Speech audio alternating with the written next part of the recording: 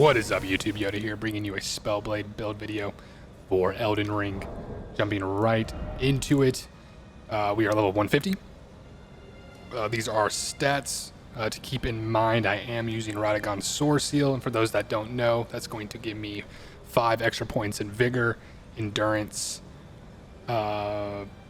Strength, and Dexterity, for a total of 20 extra skill points. So don't worry about that. Take that in consideration, especially if you're just going to copy pasta this build. That is why those stats are the way they are. Now, jumping into our weapons. We have the Darkmoon Greatsword. We are going to be utilizing this weapon skill for our main daily driver, our main source of damage. To show you guys, this is what you saw at the beginning of the video. You charge your blade, and then when you use your heavy attack, or a charged heavy attack, to further increase its damage, you will shoot out a projectile in front of you. Going on to the Carrion Regal Scepter.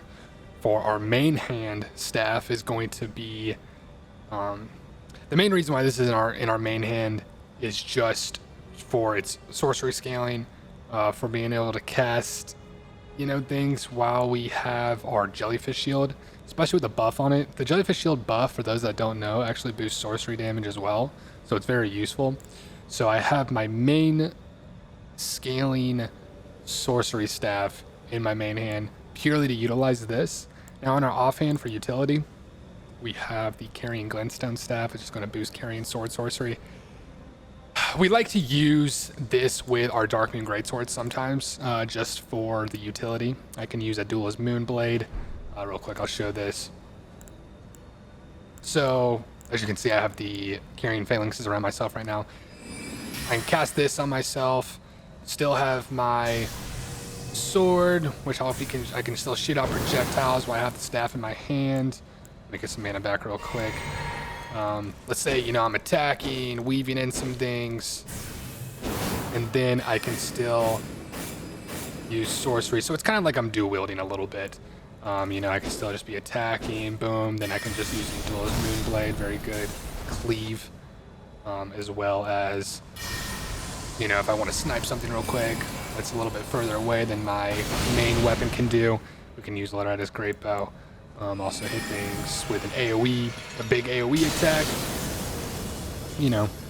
This staff being in the offhand is purely just for utility, just for funsies. Even though if I was going to focus mainly, if I wanted to clear out a section using sorceries, I would do something like this, proc the Jellyfish Shield, and then boost all my sorceries up that way.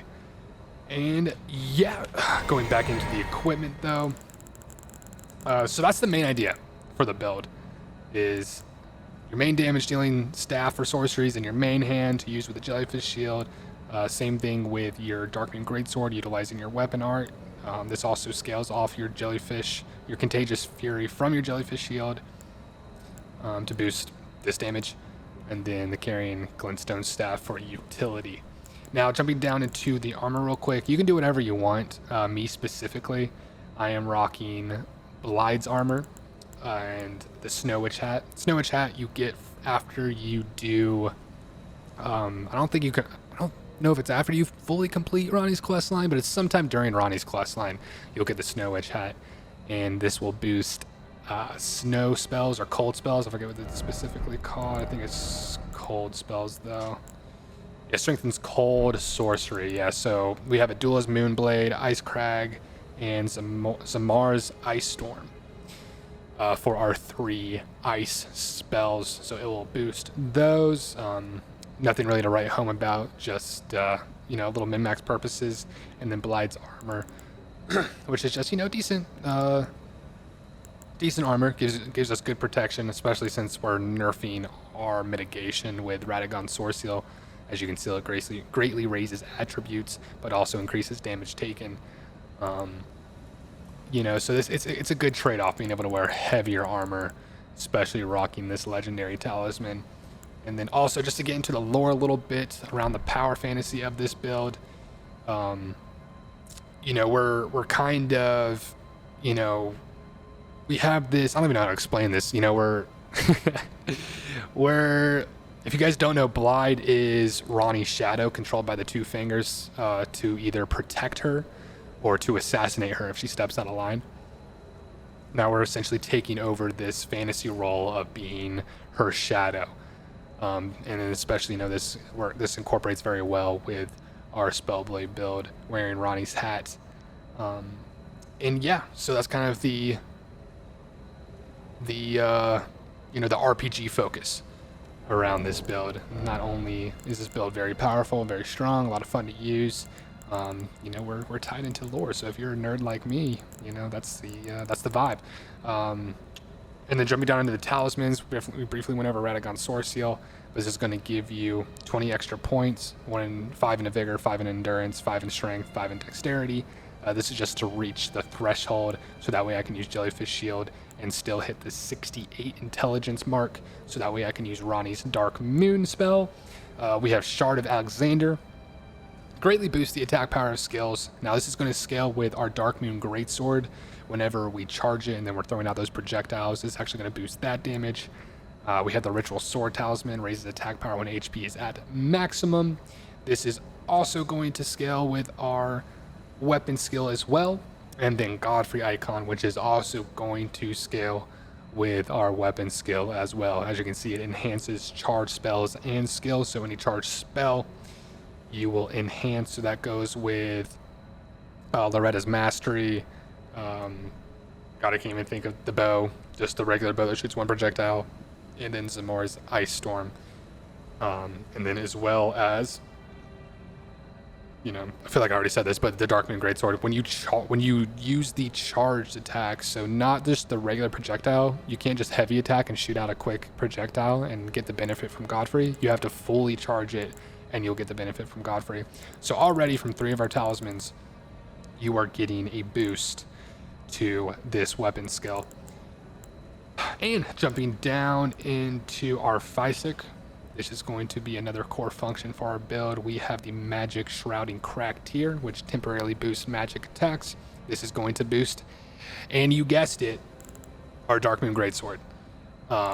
So it's very nice for that. So you can see, the synergies there. We have the boost from our Physic, we have the boost from 3 of our talismans, and we have the boost from our Jellyfish Shield, all to make the projectile shot out from our Greatsword to be an absolute nuke. And then briefly going over the Green Burst Crystal tier. Now you can use whatever you want in this slot. I've specifically used this because when you use your weapon skill, this actually doesn't consume FP. Now to proc it, it consumes FP, but to use it is only going to consume stamina. So, and it being a greatsword, when you do a fully charged weapon skill attack, it's going to consume a lot of stamina. So I just like having the boost of stamina recovery. I just like it coming back fast. The last thing, I'm a very impatient person. I don't want to be sitting there waiting for my green bar to go up so that way I can attack again. The faster that green bar comes back, the more damage output I can do. It's better DPS, better sustain. Overall, just a better time. Last thing you want to do too is also do a big attack and then be stuck there with no stamina and not be able to dodge roll. So this kind of remedies that. It's also worth noting that both of these buffs, the Magic Shrouding Crack tier and the Green Burst Crystal tier, are going to last roughly over 3 minutes. So pretty much any boss fight you get into in this game, you're going to have the benefit of your Wondrous Physic up practically 100% of the time. So it is very good in that department. And yeah, so I guess going over the spells real quick.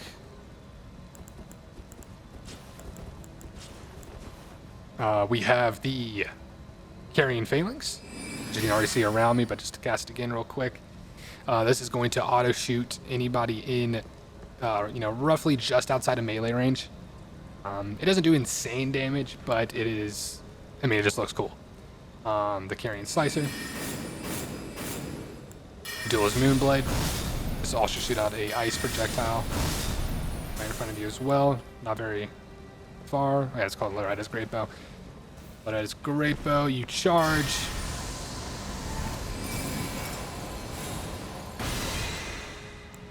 Loretta's Mastery. Same thing as Loretta's Great Bow, but with 4 projectiles. Ranni's Dark Moon. Shoot out a moon in front of you. blast and AoE. Now on a high health target, that's the way where that doesn't get one shot by this ability.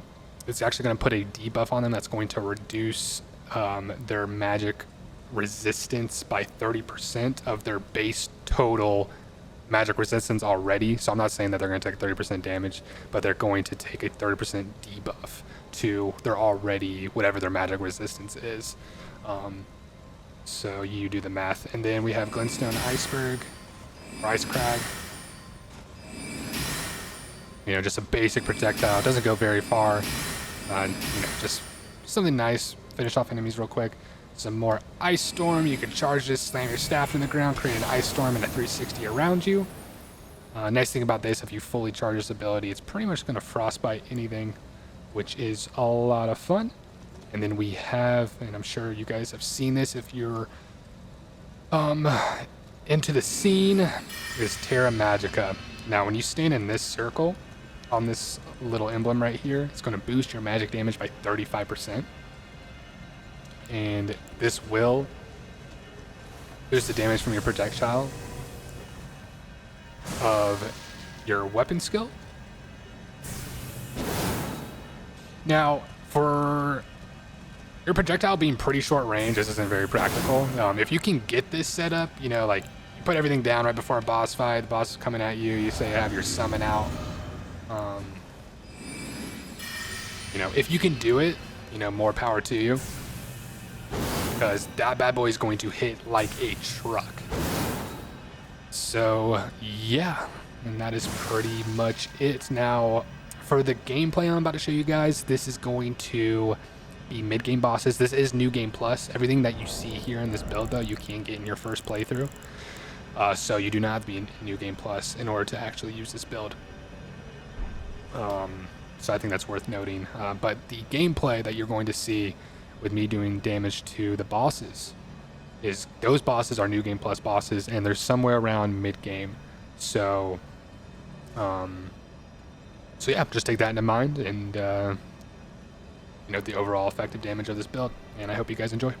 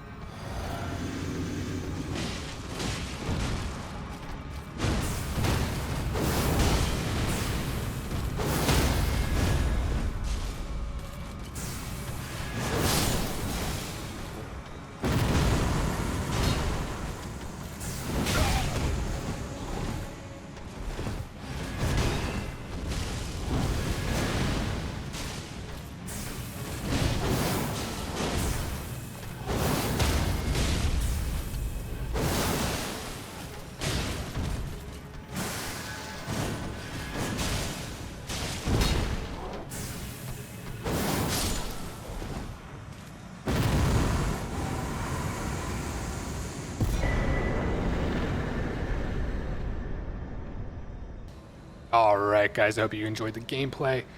Just briefly, real quick, for the summons, as you saw in the gameplay, I think I was using the Clean Rot Knight, but if you want to go more into the power fantasy, you can use the Black Knife Tish, which, if you guys don't know, Ronnie created the Black Knives in order to assassinate the other demigods, which is very cool. So, you know, I have that a little bit for the immersion, but If you want to min-max, I would probably go for I forget what his name is. I think it's the Dung Master Puppet, which you get from Zulvis's quest line that costs 5 Starlight Shards. So I think that's the best one in the game right now. But use whatever you want. Doesn't really matter too much. And yeah, and I hope you guys enjoyed the video. Please like and subscribe if you want to come back for more build videos that I'll be making in the future. And yeah, hope you guys have a great day. Peace.